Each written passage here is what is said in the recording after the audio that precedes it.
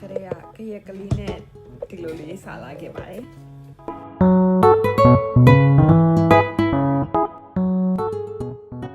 အညာမော်ဟင်းကချက်မယ်ဆိုလို့ရှင်ပေါ့နော်ပထမဆုံးလိုတာကြက်သားမလို့ကြက်သားကိုအရင်ဆုံးပြုတ်ထားလိုက်မယ်ပေါ့နော်အဲ့ဒါပြီးတော့ဟင်းအနှစ်ချက်ဖို့ပေါ့နော်အဲ့ဒီဟဲကိုထည့်ဖို့အတွက်ကြက်သွန်လှီးဖို့အတွက်စပြီးတော့ပြင်ဆင်နေပေါ့နော်ကြက်သွန်ကကိုကဘလို့လိုချင်လဲပေါ့မှာမူတည်ပြီးတော့လှီးလို့ရတယ်လို့ပြောတယ်ပေါ့နော်ဘယ်သူပြောရလဲဆိုအန်တီကပြောတာကိုကအလုံးလေးစားချင်တယ်ဆိုလို့ရှိရင်ကြက်သွန်အလုံးလိုက်သေးလေးတွေထည့်လို့လဲရတယ်ပေါ့နော်အဲ့လိုမှမဟုတ်ဘဲနဲ့ဆိုလို့ရှိရင်ဒီတိုင်းလှီးပြီးတော့လဲထည့်လို့ရတယ်ပေါ့နော်လှီးလို့ရှိရင်တော့ပပလေးတွေလှီးရပို့ပြီးတော့အစင်ပြေမယ်လို့ထင်တယ်ပေါ့နော်မိုးကတော့အရင်ကြီးကျွမ်းကျွမ်းကျင်ကျင်မလီတဲ့အတွက်ကြောင့်မလို့ကြက်သွန်လှီးတဲ့နေရာမှာနည်းနည်းအချိန်ယူရတယ်ပေါ့နော်မှွန်တာလဲ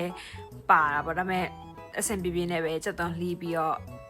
ဖြစ်သွားတယ်ပေါ့ခုနပြုတ်ထားတဲ့ကြက်သားတွေကိုပေါ့နော်ပကံအလုံးတစ်လုံးထဲမှာထည့်ထားလိုက်တယ်အဲ့လိုထည့်ပြီးသွားလို့ရှိရင်မှွာမလို့ပေါ့နော်ပုံမှန်ဆိုကြက်ရိုးသုံးလို့ရမယ်မိုးကတော့ကြက်အသားပဲသုံးထားပါတယ်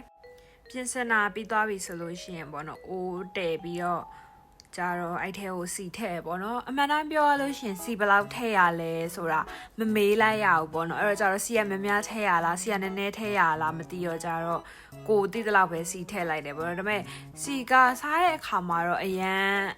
မများတော့အဆင်ပြေသွားတယ်ထင်တယ်ဒါပေမဲ့ဒီလိုမျိုးချက်တဲ့အချိန်မှာတော့အဲ့လိုမျိုးစီနဲ့အရန်လုံးမနေဘူးလို့ထင်တယ်ပေါ့နော်ဒါကဝဝလေးစားချင်တဲ့အတွက်ကြောင့်မလို့ဆွနွန်ထည့်လိုက်တယ်ပေါ့နော်ဆွနွန်ကိုနည်းများများလေးပို့ပြီးတော့ထည့်လိုက်ပါတယ်ဘာလို့လဲဆိုတော့ကြိုက်လို့ပေါ့နော်ပြီးတော့တဲ့အခါမှာအဲ့လိုကြက်သွန်လေးတွေကိုညှိုးနည်းနည်းလေးညှိုးလာတဲ့အထိမှွေပေးလိုက်တယ်ပေါ့ပြီးတော့အန်တီကပြောတယ်ကြက်သွန်နဲ့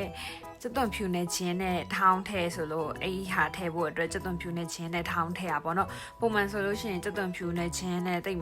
မကြိုက်တဲ့ထဲမှာပါတယ်ပေါ့ဒါပေမဲ့လည်း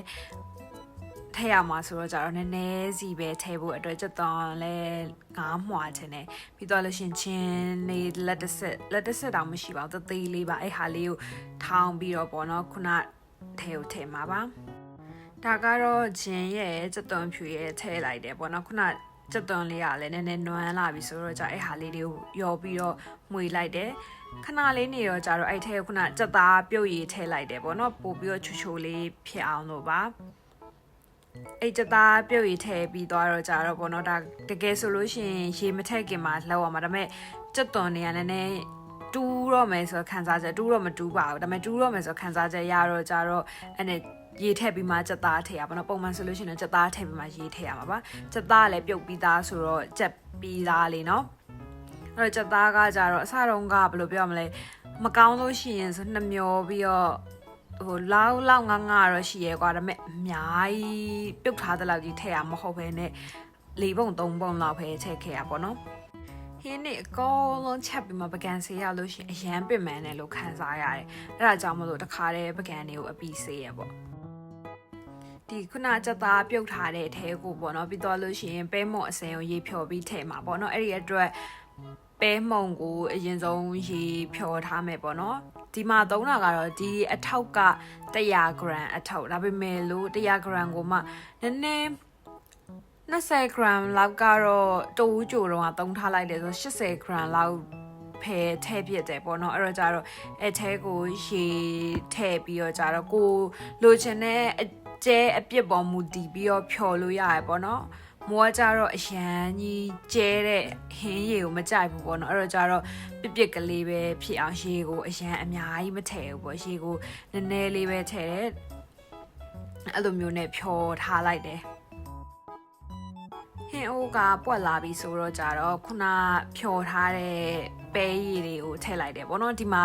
အရေးပဲနဲလို့လားမသိဘူးနည်းနည်းလေးဘယ်လိုပြောမလဲဖြစ်သွားတယ်ပေါ့နော်အစတော့တွေ့ရဟွာသွားပြီငါရဲ့ဟင်းအိုးတော့သွားပြီလို့တွေးပြီးမယ်လို့ရေနည်းနည်းထည့်တယ်ပြီးတော့ကြတော့ရေတွေထပ်ထည့်လိုက်တယ်ပေါ့နော်အဲ့တော့ကြတော့ဘယ်လိုပြောမလဲအဆင်ပြေသွားတယ်လို့ပြောရမယ်ပေါ့ဒါပထမဆုံးချက်တဲ့သူတယောက်အတွက်ဆိုလို့ရှိရင်တော့တော်တော်ကိုအဆင်ပြေသွားတယ်ပြောရမယ်ဘာလို့လဲဆိုတော့ရေလဲကွက်တီပဲအပေါ့အငံပြီးတော့လို့ရှိရင်စားရတာလဲကွက်တီပဲဒါပေမဲ့ဟာတာတစ်ခုလည်းပြပြရမယ်ဆိုလို့ရှိရင် စားထည့်ပြီမဲ့စားကဒီထဲမှာကြေမသွားတော့じゃအဲ့စားကိုတငယ်ချင်းကဝါမိသွားတယ်ပေါ့နော်အဲ့တစ်ခုကတော့တကယ်ဟာတာဖြစ်သွားပြီမဲ့လို့ကျန်တဲ့ဟာကတော့လုံးဝအကုန်ကွက်တီပါပဲအဲ့ဟာအတွက်အရန်ကိုပျော်မိရပေါ့နော်ဘာလို့လဲဆိုတော့တကယ်ကိုပထမဆုံးချက်ရတာပြီးတော့ဒီအရသာအရန်လွမ်းနေရအရန်လွမ်းနေရဲ့အရသာကိုလုံးဝချက်နိုင်လိုက်တယ်ဆိုတော့စိုးပါအောင်ဂုံယူမိရလို့ပြောရမယ်ဒါကတော့ကျမရဲ့အညာမော်ဟင်းကပြင်ဆင်ပုံလေးပါမုံဘက်ကတော့ထိုင်းမုံဘက်ကလေးပဲမဲ့စားလို့အရန်ကောင်းပါတယ်မုံဟင်းကရဲ့အင်္ဂါရက်တွေနဲ့ညီအောင်ပေါ့နော်စီချက်ကလေးလည်းချက်ထားတယ်ဒါကတော့မုံဟင်းရီကိုအများကြီးမကြိုက်ဘူးပေါ့နော်မုံဘက်ကိုပို့ပြီးတော့ကြိုက်တဲ့အတွက်ကြောင့်မလို့အရေတော့အများကြီးမထည့်ဘူးပေါ့နော်ကျမချက်ခဲတဲ့ဒီအပြည့်လောက်ဆိုလို့ရှင်လည်းတကယ်ကိုတော်တော်ကိုအဆင်ပြေတဲ့အနေထားဖြစ်တယ်ပေါ့နော်ကိုယ့်အကူမလို့ပြောတာမဟုတ်ပါဘူးတကယ်စားလို့ကောင်းတယ်